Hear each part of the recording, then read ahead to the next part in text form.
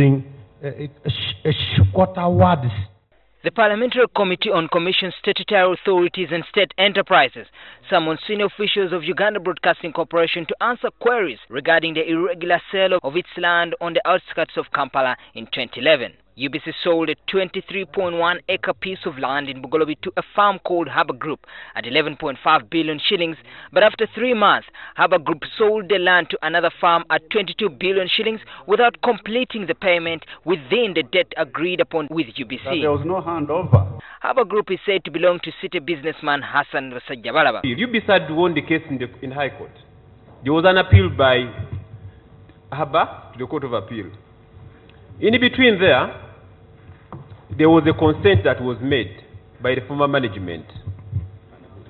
In the consent, UBC was supposed to pay back Harbour's money with a specified time, in failure of which they would execute the court order.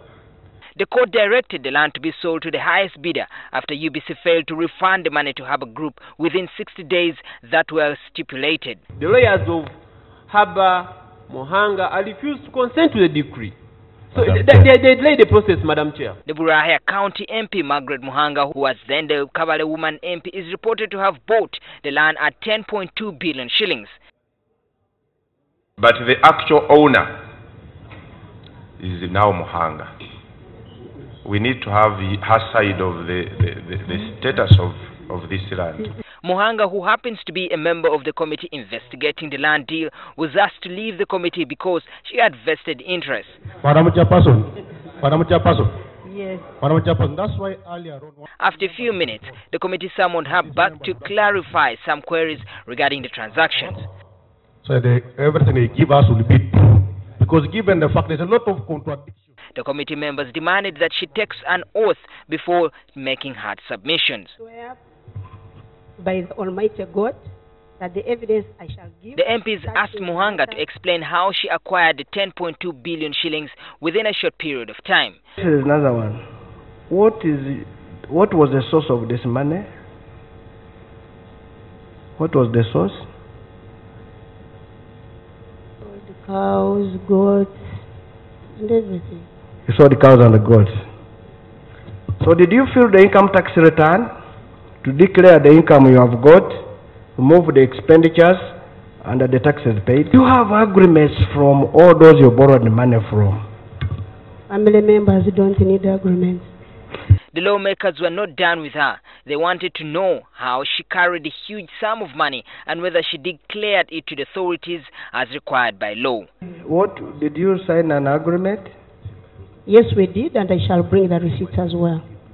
So you signed an agreement and handed over 10.2 billion shillings in cash? In cash? Hard cash. Did you hire a car or a bullion or a taxi? How did you carry it to that office? You don't need a car. Okay. It can also fit in bags. Okay. For 10 billions, you need 200 bundles. So 200 bundles, if you pack them, it is a heap. They can fit some. So, which bag was that you used to carry The Burahya County MP lost her cool and accused her colleagues of unfairly prosecuting her. Madam Chair, if it's not mob injustice, why can't other people take oath as well? And it is very clear Honorable Muhangi could not raise 10.2 billion because we know the capacity. We know the capacity. Otherwise, she would have gone to income tax, should have paid the income tax.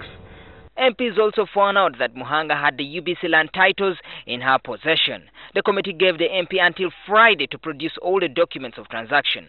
Failure to do so would lead to facing sanctions. Judgment was made by Supreme Court and must be effected immediately by returning the title to UBC.